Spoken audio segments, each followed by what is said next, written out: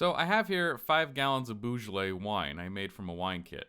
And at some point, the rubber stopper had loosened and the wine had oxidized, really not making it drinkable.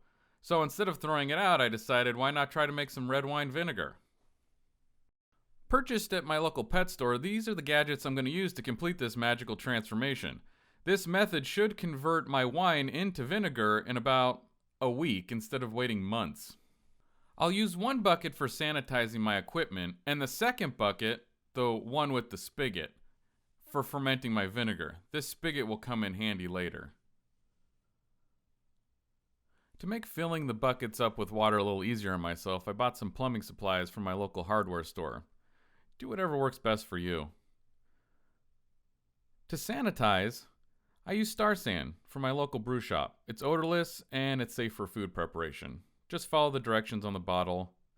There are many other options for sanitizing, so just do your research and be smart about it. Next, you just want to add water, and a trick to see how much water you've added so far is to shine a light in the bucket to see how much total liquid you've got. With Star San, you have to stir it like crazy until it foams. Once it's activated, pour a little into your primary fermenter. Give it a good rinse to coat the inside. If you have any excess liquid left over, just pour it out. The foam, however, is completely safe, so don't stress over it. I like to put the lid on and give it a good shake, so I know I get everything coated. Remember, it's sanitizing, not sterilizing. You're not doing open heart surgery. People have been fermenting for thousands of years in less clean environments than your modern kitchen. Now I have to insert the check valve. So with a little bit of guesswork, I'll measure out my tubing. There you go. That should work. Cut the tubing and insert the check valve. Make sure you follow the instructions on your valve. This prevents backflow of the wine into the pump. Remember that any item that's going to touch the wine should be sanitized. So I'll sanitize my aquarium heater. The heater is going to make sure that the wine will stay at a constant 80 degrees. That's the preferred temperature for acetic bacteria to thrive in. That's what we're trying to cultivate here. Now, obviously, if you live in a warm climate, you probably won't need a heater, but I'm in Cleveland, Ohio, and it's winter, and it's 18 degrees outside, so I need all the help I can get. Now I'm going to take my air stones, I'm going to take one actually, and I'm going to put it at the end of the tubing that's going into the wine. And make sure you sanitize that also, because remember, it's going to touch the wine. The air stone is to help atomize air that comes from the pump, so it disperses evenly through the wine. Now I'll take the other end, complete the connection with the check valve, and take the other end of that tubing and put it into the pump. I understand that this could look slightly confusing, so here's a little diagram. Okay, now remember, if you are using a valve, to make sure that valve is off before you pour the wine in. You don't want to make a mess. Well, now that everything's all hooked up, you just gotta pour the wine in.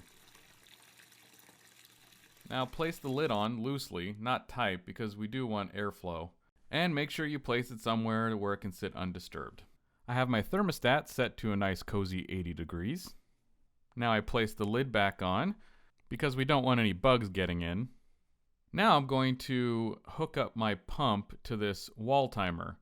I have the timer set up for 3 times a day at 30 minutes. That should aerate the wine nicely.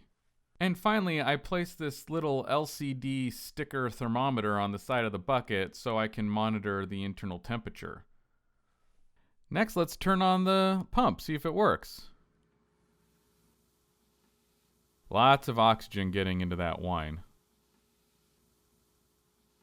Now turn off the lights and let the dark magic happen.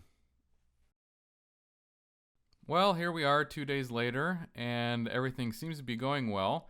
You can see that I replaced the lid with a tea towel. There was too much condensation building up underneath the lid, and my instincts told me that something might not be right with that. So I wanted more air flowing. You may have noticed that there is considerably less wine in the bucket than there was before. That's because I removed about 2 liters of it. When it was frothing up as the air pump was on, it was rising up above the aquarium heater, and the manufacturer says that there should be no liquid covering the top of it.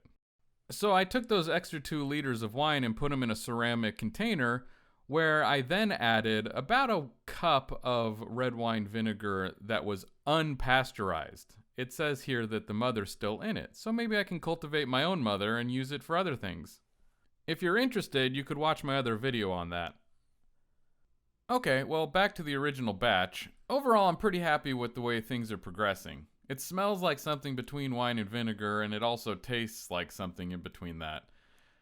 In part 2 of the video, if I was successful, I'll show you how to titrate the vinegar. I'll also show you how to pasteurize, bottle, and age the vinegar. Please leave comments and suggestions on your methods of fermentation. I'm learning too, and any information is greatly appreciated.